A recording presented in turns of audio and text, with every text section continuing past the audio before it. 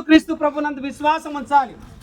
ఎందుకంటే ప్రియమైన స్నేహితులారా, యేసుక్రీస్తు ప్రభు వారిలో ఆయన జన్మలో పాపం లేదు, ఆయన జీవించిన జీవితంలో పాపం లేదు, ఆయన మరణించిన మరణంలో పాపం లేదు. కానీ ఇక్కడ నివసిస్తున్న ప్రతి మానవుల్లో జన్మ పాపము కర్మ పాపం ఉంది. ఈ జన్మ పాపాన్ని కర్మ పాపాన్ని బట్టి ప్రియమైన స్నేహితులారా, చచ్చిపోయిన తర్వాత నిత్య నరకానికి వెళ్తా ఉన్నాడు. చనిపోయిన తర్వాత రెండు స్థలాలు ఉన్నాయి. ఒకటేమో నరకము, ఇంకొకటి పరలోకం. పరలోక రాజ్యానికి వెళ్ళాలంటే ప్రభు యేసుక్రీస్తు వారి మార్గం. ఒకవేళ యేసుక్రీస్తు ప్రభు వారిని అంగీకరించకుండా ఉంటే గనక ఇది అనుకూల సమయం. విజయరావు గారు మరి తన కుమారులకి, లేకపోతే తన కుమార్తెలకి, లేకపోతే తన అల్లుళ్ళకి, మనవన్లకు, మనవరాళ్ళకి సెలవిచ్చేది ఏంటంటే, నా కుమారులారా, కుమార్తెలారా, మనవన్లారా, ఇదిగో నేను లోకాన్ని విడిచి వెళ్ళిపోయినాను, నేను రక్షించబడ్డాను, ప్రభు రక్తములో నేను కడగబడ్డాను. మీరు కూడా అట్లా కడగబడితేనే మీకు పరలోక రాజ్యం ఉంటుంది, లేకపోతే మీకు పరలోక రాజ్యం ఉండదు. ఒకవేళ యేసు ప్రభు నమ్మితే పరలోక రాజ్యంలో మరి మీరు నన్ను కలుసుకోగలుగుతారు అనే విషయం జ్ఞాపకం చేస్తున్నా.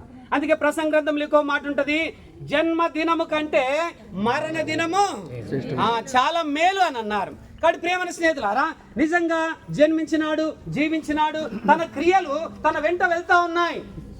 అందుకే ఈ దినాన్ని వచ్చిన ప్రతి వారు కూడా అయ్యో విజయరావు గారు చనిపోయాడా, అయ్యో విజయరావు గారిని దేవుడు తీసుకున్నాడా. అవును, నిన్ను నన్ను కూడా దేవుడు తీసుకుంటాడు ఒక దినాన. యేసు ప్రభునందు చనిపోతేనే పరలోక రాజ్యం. ఎందుకంటే ఆయన నీవు తలచిన చెడ్డ తలంపుల కొరకై తలకు ముళ్ళ కిరీటం, చేతుల్లో శీలలు, కాళ్ళలో మేకులు, పక్కలో బెల్లం పొట్లు, వీపున కొరడా దెబ్బలు. కాబట్టి ఈ లోకంలో నీ కొరకు నీ తల్లిదండ్రులు కానీ, అన్నదమ్ములు కానీ, బంధుమిత్రులు కానీ, స్నేహితులు కానీ ఎవరు కూడా ప్రాణం పెట్టలేరు. ఇప్పుడు ఒక ప్రశ్న అడుగుతాను మిమ్మల్ని అందరినీ, విజయరావు గారు చనిపోయినాడని తన భార్య కానీ, కుమారులు కానీ మేము కూడా చనిపోతామని ఎవరైనా చనిపోతారా? ఎవరు కూడా చనిపోరు. అయితే మనందరి కొరకు యేసుక్రీస్తు ప్రభు వారు చనిపోయి సమాధి చేయబడి తిరిగి లేచినాడు.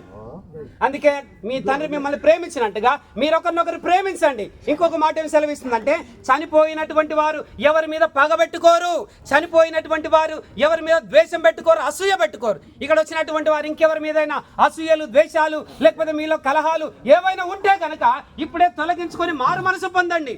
మారు మనసు పొందుటే పరలోక రాజ్యం. మారు మనసు పొందకున్న చేరరు పరలోకము. క్రైస్తవులారని పేరు పెట్టుకుంటే సరిపోదు. నేను చర్చికి వెళ్తాను, నేను చర్చి పెట్టుకుని వెళ్తానంటే సరిపోదు. అందుకే ప్రియమైన స్నేహితులారా, క్షయమైనదిగా విత్తబడి అక్షయమైనదిగా లేపబడుతుంది, బలహీనమైనదిగా విత్తబడి బలమైనదిగా లేపబడుతుంది. అందుకే ప్రియమైన స్నేహితులారా, ఈ మాటలు విన్నటువంటి మీరు ఈ లోకాన్ని ముగించక ముందే యేసు ప్రభు నమ్ముకొనండి. అంత మాత్రమే కాకుండా మీ హృదయాన్ని ఆయనకిచ్చి సంతోషంగా ఉండాలని దేవుని యొక్క పేరిట మనవి చేస్తా ఉన్నాను.